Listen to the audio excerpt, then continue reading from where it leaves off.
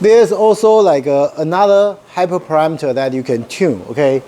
In the batch normalization, basically, okay, it control like how you what data you normalize, okay? So the default of this axis, okay, is set to be -1, meaning that by default it will normalize the last axis, okay, using the mean and standard deviation computed across other axes, okay. So of course, like if your input is one-dimensional, for example, like a simple case, okay, you use like a different, feature, okay, like one feature. I mean, assume like each feature is a value, it's a separate value, independent feature. Then pretty much like the -1 just means like you are going to do the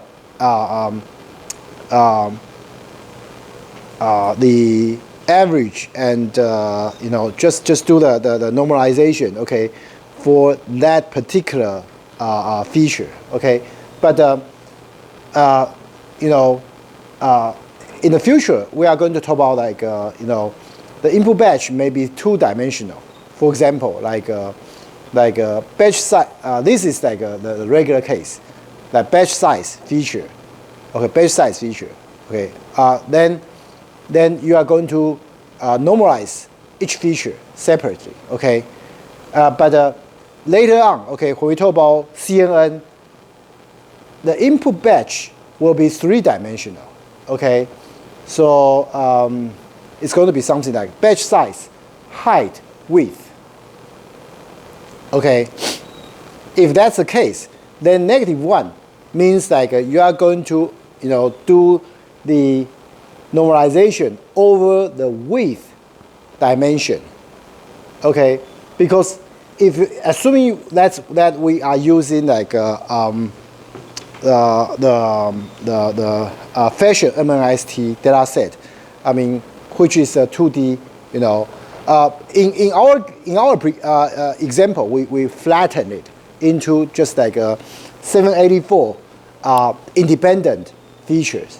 Okay, so it's going to be something more like a batch size feature. Okay, so we just use like a default axis hyperparameter without any problem. But if we are going to treat each fashion MIST picture, okay, small picture, okay, as like a 2D input, then we are going to get like the input batch will be 3D, which is batch size, height, width, and if you use the default axis, okay, value, which is -1, okay, the BN layer will compute 28 mean, 28 standard deviation, 1 per column, okay, of pixels, computed across all instances in the batch and across all rows in the column. Okay, so because it's going to normalize over the last dimension. Okay, so it's going to but if this is not what we want, okay, I mean, because we are going to just going to have like 28 scale parameter, 28 shift parameters as well. Okay, so if this is not what we want, okay, we want to do like a normalization for each pixel. Okay, then we should specify axis hyperparameter to be 1, 2, because this is what the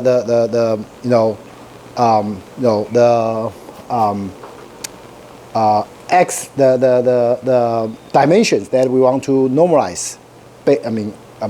Based upon the 1, 2 means like the second and the third dimension. Okay, because the axis value start from 0. 0 means the first dimension. Okay, so the batch size is the 0 dimension, and height is dimension 1, width is dimension 2. So this 1, 2 means just means we want the normalization to be done, based on per height and per width. If it's per height and per width, then it's for 1 pixel each time. Okay, just want you to be aware. Okay, we have such a control over what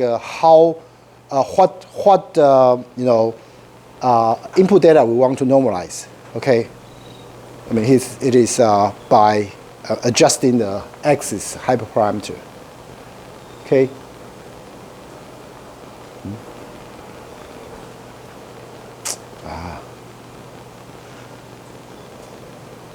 So the batch normalization is able to do different jobs, during training and after training. Okay, as I said, because during training it is going to, compute the mu and standard deviation for each batch, right? And also it's going to do that exponential moving average estimation for the average and the standard deviation for the whole population. Remember? Okay, it's going to do all these things during training. But after training, okay, it is going to use the estimated average and standard deviation for the whole population, okay, to do the inference. Remember, right? So how does it achieve that? Because sometimes when we write a program, we also want to have control over, for example, during training we wanted to do something. I mean, after training, okay, we wanted to do something else. So how do we, do that? It's like this. Okay, class batch normalization. Okay, it's like it subclass the layer. Okay, and then we define the core. I mean, in the core, okay, we have like a training, argument, okay, which is said to be none. Okay, so the training, okay, is like going to be, 1, okay, during training. Okay, training is said to be 1 during training, and it's going to be said to be 0, okay, after training. Okay, so you can use this argument, okay, in the core method to control what to do. Okay, how to to control what you do. I mean during the training and what else to do, after the training. Okay, so this is just to tell you. Okay, I mean how you can write a program, write something. I mean that allow Keras to do something during training and do something else, after training. Okay, this is, just include this training argument, and you are able to use that to control, your program.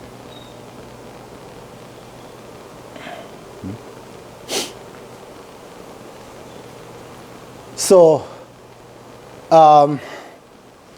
now we are almost done with the batch normalization. Okay? But the last thing, batch normalization has become one of the most used layers in deep neural networks, to the point that it is often omitted in a diagram. A lot of time, we'll draw a model diagram, right? This layer is something, this layer is something else, blah blah blah. But the BN is used so often that you don't need to draw it in your model diagram, because we pretty much use it all the time. Okay, so this is especially the case in a CNN. Okay, in the CNN, you pretty much don't see any model that do not use batch normalization. Of course, in MLP, you could use batch normalization too. Okay, but just want you guys to be aware. Okay, batch normalization is a very important technique, because not only it fight with the vanishing exploding gradient problem, it also act as a regularization technique. So So it has all those benefits. Even though it's a slightly slower, but it allows you to train the model much faster, actually. Okay, so a recent paper, okay, by Zhang Hongyi, okay, they say like, okay, there's a fixed update, okay, weight initialization technique. They introduced this technique, and they say, oh, they can use it to train a very deep neural network, up to 10,000 layers, without using batch normalization, and they are able to achieve like state-of-the-art performance on complex image classification tasks. Okay, but this is like not yet being confirmed. What should I say? Like batch normalization has been proposed, and a lot of people use it to achieve like a good performance. So everybody knows like batch normalization is good. But this one, okay, fixed update technique, okay, well, it has been proposed, and but so far still it's not adopted by many researchers. Okay, so some research may find it like not as good as they claimed. Okay, like in many papers, like they just report like the best performance. Not they should I say they are not honest? Probably the word is too strong. Okay, here, I probably should say they are trying to make their research result look good. Okay, so a lot of time when you see a paper that talks about like very good result, always keep a suspicious mind. Okay, this is especially the case when the paper comes from somewhere. I will not specify where it is, but you get an idea. Okay, yeah, because I understand like in some area like they have like a big pressure to publish like a paper in the top conference and top journals, but the pressure is one thing, but research integrity is something else. Okay, I think like yeah, but I'm not saying like a lot of researchers from all over the world are very good. Okay, I'm not saying like the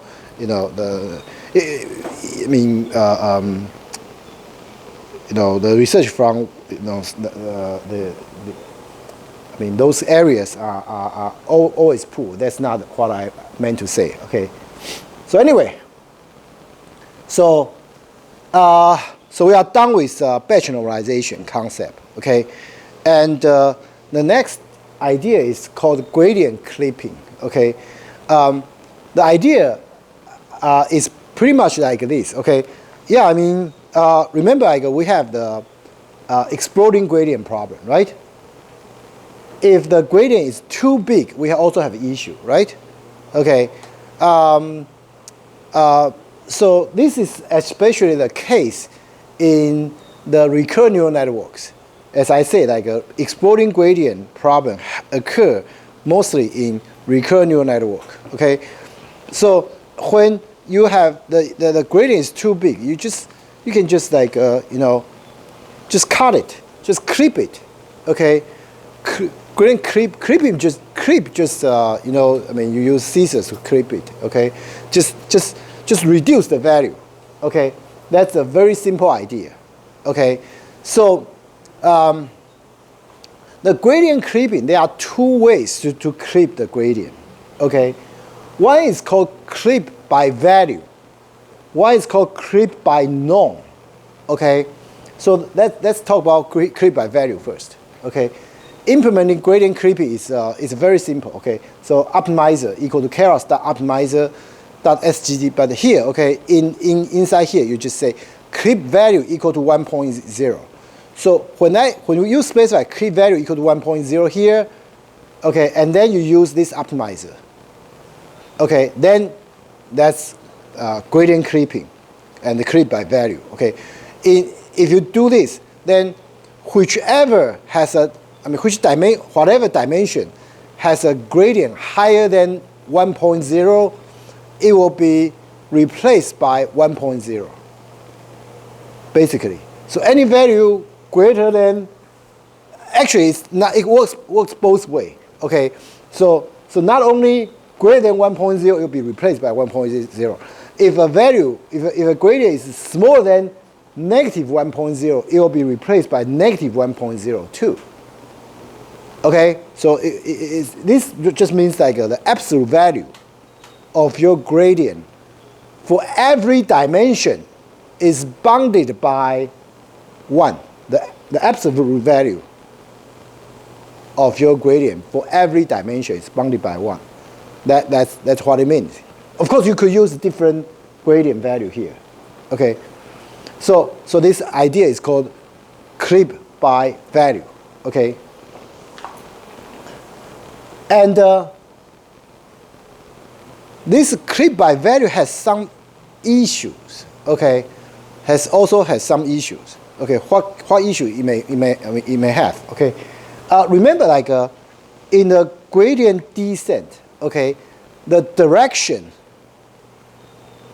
of the gradient is important because it indicates where we should move to, right? Where we should move to find like a lower place of the cost function, right? Okay, but say like if your gradient vector is 0.9, 100. If this is the case, it tells you that the gradient is very close to north, right?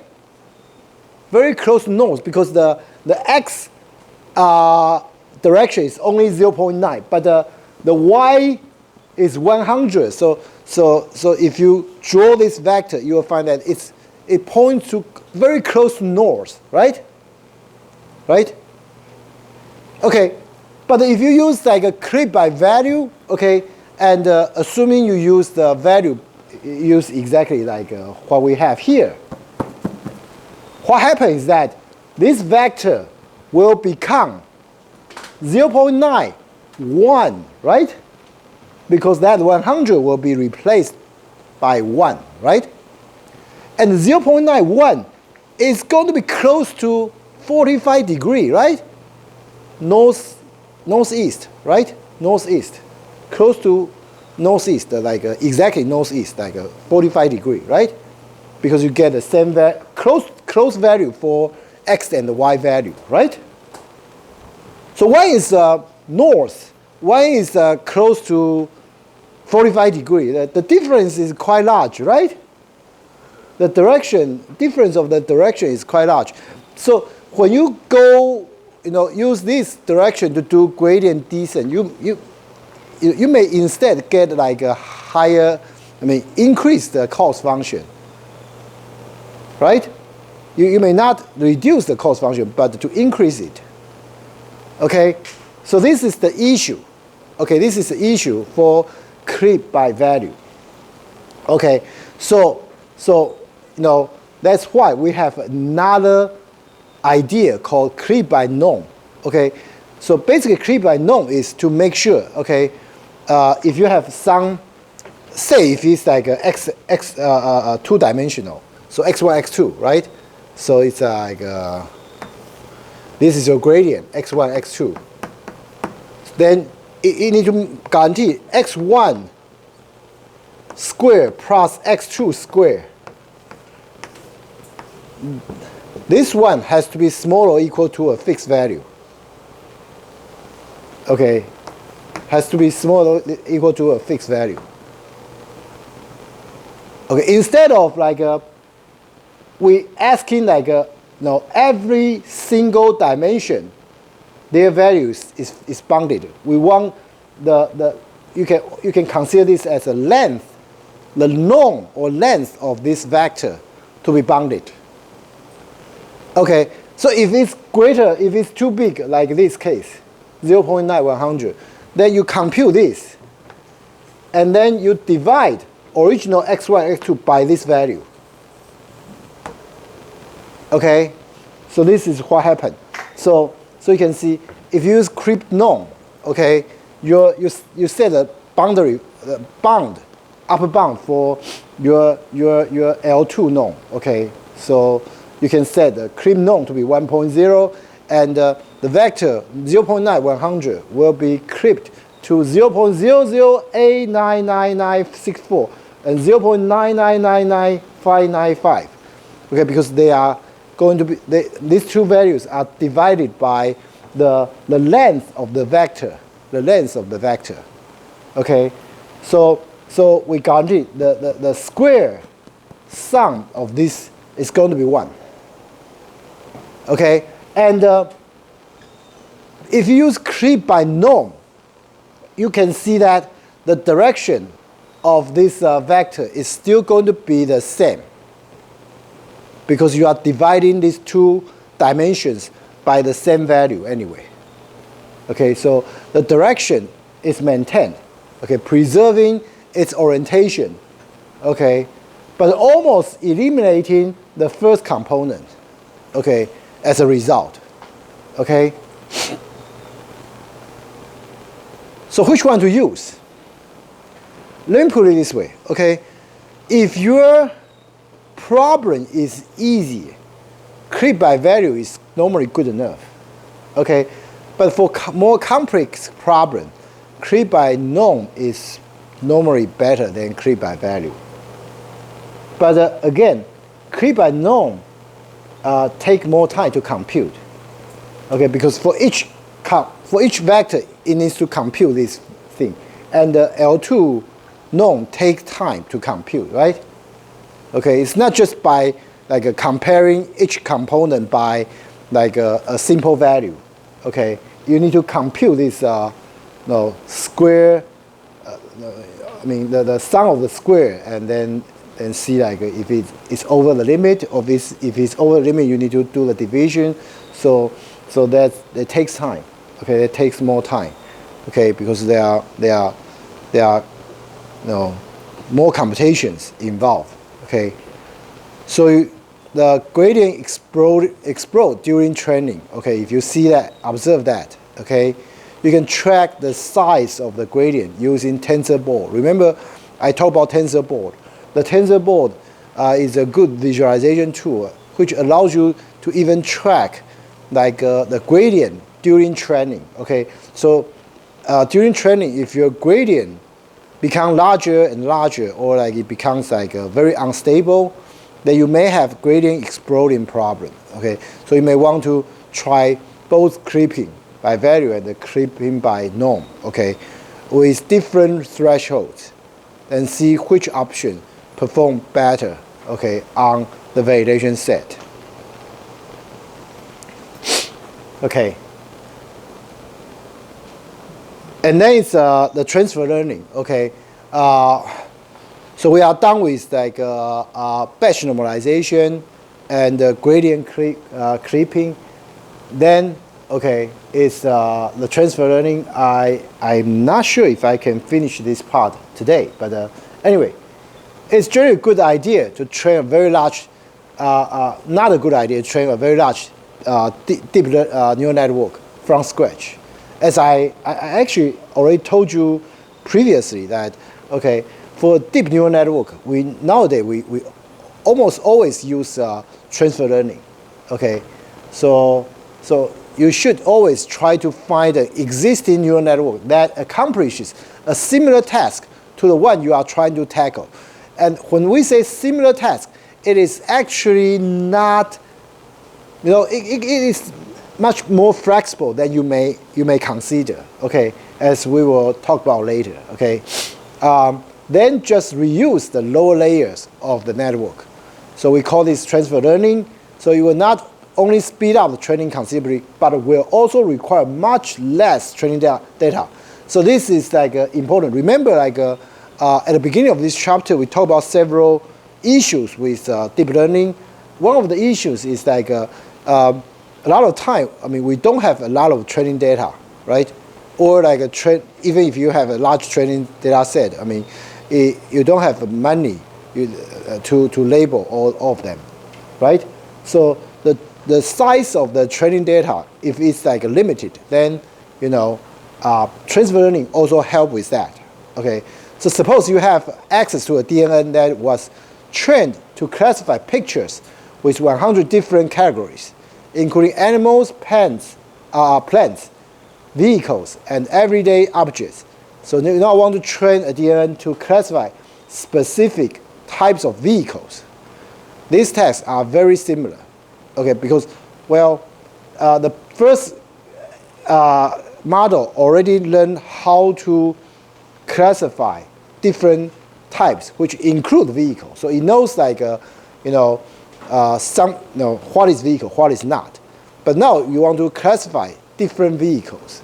So these tasks are very similar. Okay, you can get some.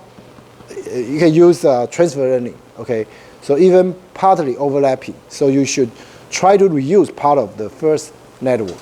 I think I used this as an example previously, right? So this is the higher level,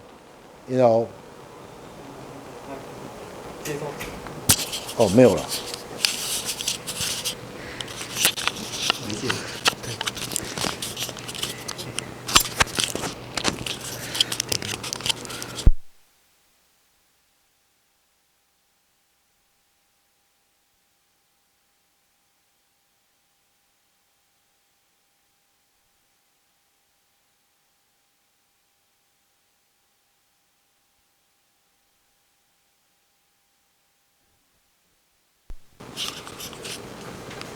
So this picture shows you the transfer learning basically. Okay, as I said, we want to reuse the lower part of a model that is already trained. Okay, we call this existing DNN for task A, and we want to create a new DNN for similar task, which is called task B. So you can see we copy the lower layers. For the higher layers, we will replace. We normally cannot use the same output layer. Okay, it's impossible to use the same output layer, and we may want to replace the top few hidden layer. As for how many hidden layers we want to replace, okay, it really depends on the size of the labeled data set that you have at hand for this new task. Okay, the smaller size of the training data you have for this new task, the fewer layers you would like to create. But here, okay, this just shows the illustration. So here we have this new, we introduce two new hidden layers, and we have a new output layer. Okay, so this tells you, and we have a lock here. Okay, this lock just means we want to fix the weight of the lower layer when you train this new model. Because the lower layers that you copy from the previous model already are already able to deal with like a lower level, the lower abstraction concept, okay, already. So you would like to preserve their ability, okay, as much as possible. So that's why we normally will fix the weight of these lower layers, especially during like initial training of this model. Okay, and these new layers, of course, because they are new layers, we normally, we will set them to be trainable and to tune their parameters based on this fixed weights. Okay, so just remember this concept. So from this concept, one more thing you can tell is that, okay, because you are going to reuse the input layer, right? So say, even if your tasks are similar, okay, if this input has different dimension than this input, say this input like it's 28 by 28, okay, but this input is 30 by 30. Then what you need to do is that, because the input layer stays the same, right? So you need to add another layer to basically like either you need to add one more layer to stretch the input to be 28 by 28, or you can do certain data preprocessing to convert the input to be 28 by 28. Okay, because the input layer has to be stay the same. Okay, using the same dimension. Okay. So if the input picture of your new text don't have the same size, okay, I already talked about this. Okay, so transfer learning will work well only if the input have the similar low-level features. Okay, and the output layer of the original model should usually be replaced because it is most likely not useful. Okay, and it may not even have the right number of outputs for new tasks. Okay, as I already told you. Okay, so similarly, the upper hidden layers of the original model are less likely to be as useful as the lower layers, because the lower layers deal with like more abstract, the more simple features, and those simple features usually can be carried over to the new model much better.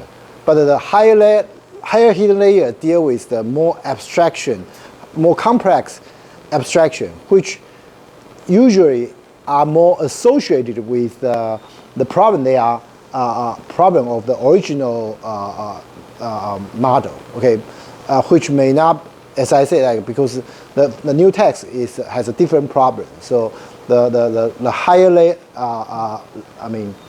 layers may not be as useful as the lower layer. Okay, so the more similar text the texts are, the more layers you want to reuse. So this is like obviously, an easy consequence. Okay, so for very similar tasks, try keeping all the hidden layers and just replace the output layer. Okay, that's that if the tasks are very, very similar. Okay, and the process. Okay. Here, okay. You want to freeze all the reused layer. Okay, freeze is a term we used. Okay, that sometimes we want to keep the weights of the the weights of the certain layers to be fixed.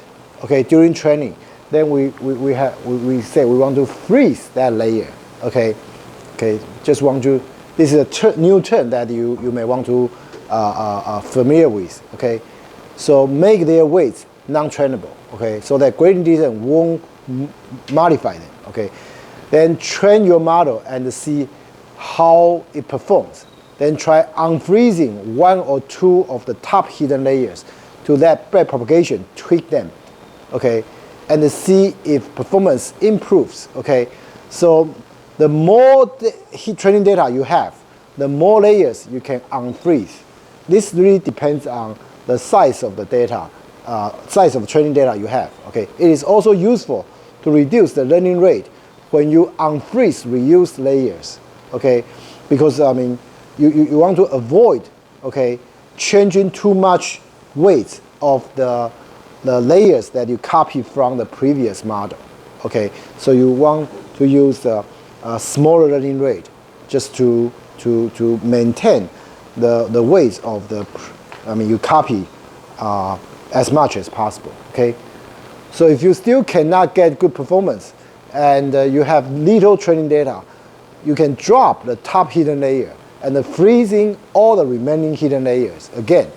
So you can do this repeatedly until you find the right number of layers to reuse. Okay, if you have plenty of training data, you may try replacing the top hidden layers. Okay, you can replace more than one layers together. Okay, instead of dropping them, and even adding more hidden layers. Okay, so here we have an example, but okay, we only have 10 minutes. Okay, suppose the fashion MNIST data set only contain 8 classes. For example, all the classes except for sandal and the shirt. Okay, except sandal and the shirt. Okay, one is shoes, one is clothes, right? someone built and trained a Keras model on that set and got reasonably good performance, greater than 90% accuracy. So we call this model A. So now you want to tackle a different task. You have images of sandals and shirts, and you want to train a binary classifier. Okay, positive to be shirt, negative to be sandal. Okay, so your data set is quite small. So you only have 200 labeled image. Okay, when you train a new model for this task, only 200 labeled image. Okay, with the same architecture as model A, it performs 97.2% accuracy. So it's pretty good, right? But because it's a much easier task, it's a binary classification only, right? Okay. But now, okay, while drinking your morning coffee, you realize that your task is quite similar to the task A. So perhaps transfer learning can help. So when you say, why do you say it's similar? Remember, the task A is able to classify A classes without including sandal and the shirts. Okay? But now you want to classify sandal and the shirts. So they are different, right? But still, okay, we consider they have similar tasks because, see, we have high heels. Remember, we have high heel class in the original A classes. I mean, we have sandal, we have high heels. I remember we also have shoes. Okay, so we have multiple classes for footwear. Okay, and we have obviously multiple classes for clothes. We have sleeves, long sleeves. We have like dresses. Okay, I mean, which are similar to shirts, right? And the other footwear are similar to sandal, although they are not sandals. I mean, the clothes are not shirts, but they are similar, right? So you can see from this example that, okay, when I say similar tasks, they do not need to overlap as long as their concepts are similar. Okay, you could use transfer learning already. Okay, so this is an example I want to emphasize that, a lot of you, I mean, when it comes to transfer learning, you feel like, oh, it has to be, similar problem, but the problem can be, a lot different than you may think. Okay, so anyway, okay, so here, so first we want to load model A, create a new model based on that model's layer, right? So first, okay, we load model, okay, we call that my model A.h5. So we load it into model A. So here, okay, we use keras.models.sequential. Okay, we use a sequential API. Okay, and we basically use the model A layers, every layer except the last one. Okay, this means every layer except the last one, which is the last one is the output layer. Okay, and we assign this one to be model B on A. Okay, and then okay, we add because the new task is a binary classification, right? So we need to add a new output layer with one neuron and with the sigmoid activation, basically outputs like the probability of a positive class for the input, right? Okay, so this is the one way to do it, but keep in mind, okay, if you do it this way, whenever you train your model B on A, okay, because whenever you train your model B on A, at the same time, you will modify model A because they actually, when you do this, model B on A and model A, they actually share the lower layers. They share the lower layers. Okay, this is not simple copy. They share the lower layers. So when you train model B on A, the model A will also be modified. So if you want to clone the model, you want to not to change model A, okay, not to affect model A when you train the new model, then, you need to clone model A before you reuse its layer. So this is how you do it, okay? We can use Keras.models, clone model A, and we call that model A clone. And then, okay, model A clone set weights, okay? Model A get weights. Okay, we want to get the weights from model A to this cloned model. Okay, when you do it this way, then the clone model will not, if you do anything on the clone model will not affect the original model A. Okay, so it depends on if the model A is important to you or not. If it's important, then you don't want to mess around with that. But if that's not an issue, because you already save your model A in a file anyway, so that's probably okay. Okay. So then, okay, you could train model B on A for task B. Okay, but since the new output layer was initialized randomly, it will make large errors. Okay, so there will be large error gradients. Okay, this large error gradient will change the reused weight significantly. So to avoid that, we want to freeze the reused layers. Okay, so how do we freeze the layers? Here is the way. Okay, for layers in model B on A dot layers. Okay, except the final output layer. Okay, except the last layer, we want to set layer dot trainable to be false. So this basically, ensure every layer is freezed except the output layer. Okay, and then you need to compile model B dot on A compile. Loss is binary cross entropy. Optimize the SGD. Matrix is accuracy. So you must always compile your model after you freeze or unfreeze layers. Okay, if you change some layers to be trainable, or if you set some layers to be non-trainable, you should always recompile your model. Otherwise, it doesn't work. Okay? And then, okay, you can try to train your model, okay, based on your, little available new training data set. Okay? So here, okay, see, history equal to model B on A fit.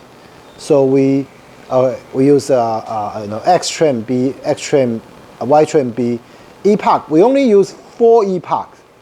Okay, so in the first few epochs, okay, validation data, blah, blah, blah.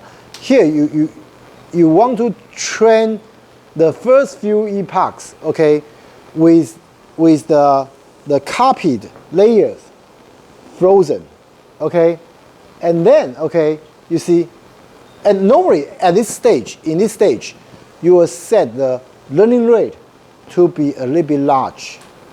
Okay, but here I don't think they change the learning rate. Okay, but now, okay, you unfreeze the other layers, right? For layer blah blah blah, layer dot trainable equal to true. So now, okay, you unfreeze all those previous layers, and then remember and then you set optimizer, Keras optimizer, SGD, but now you use a much smaller learning rate, because original learning rate is 10 to the -2, but now it's you set it to be 10 to the -4, so it's 100 times smaller, right? And remember, every time you change some layers to be trainable or non-trainable, you need to recompile model. So model B on A compile. Okay, you compile it again. Loss equal to binary cross entropy. Optimizer, and you use metric accuracy, and then you call the fit again. Now you have 16 epochs, but because you use a much smaller learning rate, it allows you to avoid changing the layers you copy from model A too much. Okay, remember, because we are using transfer learning, so we want the layers that you copy, I mean, their weights, okay, stay as close to the original model weight as possible, okay? So that's why we set this learning rate to be much smaller, okay? So at the end, this model test accuracy is 99.25. So which means that transfer learning reduces the error rate from 2.8% to 0.7%. That's factor of 4, so which is very nice, okay? But really, like this is, you know, the author of the textbook, you know, admit that he's cheating, okay? He's cheating, okay? Because he tried many configurations until that the one that demonstrates a strong improvement, okay? If you try to change the classes or the random seed, okay, you will see that the improvement generally drops or even vanish or reverses, okay? So this is called torturing the data until it confesses. So basically, this is like a forged, as I say, it's kind of like a forged result, okay? So when you do research, you should always avoid doing that, okay? When a paper just looks too positive, you should be suspicious, as I said, okay? Perhaps the flashy new technique does not actually help much, okay? As I already mentioned, okay? So, you know, it may even be, even degrade the performance. But the author just try to, you know, many variants and report only the best results. Okay, so this is especially like often like in the recent era. Okay, when there are simply too many people trying to publish like first-tier conference papers. Okay, so a lot of paper, their results are not trustworthy. Okay, so anyway, well. So why did I cheat? Okay, it turns out that transfer learning does not work very well with small dense network because the network is too small. Okay, the network is too small. The transfer learning works well for large network, and especially well for CNN. Okay, so no, it works best with deep convolutional neural networks. Okay, but you know, the example that we use, okay, it's a facial MIST that the model is really too small to demonstrate the transfer learning. But because we haven't talked about CNN yet, so we can only use that example. Okay, but you know, later on when we talk about CNN, we will talk about this transfer learning again. Okay, with accurate.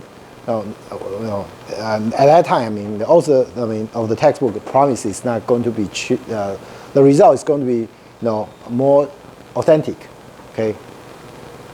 So I think, I mean, yeah, I mean, we are probably, you know, out of time. So let's, you know, stop here. Okay.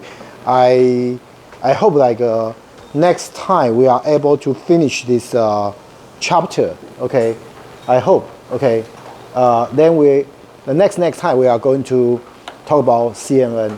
Okay. Any question?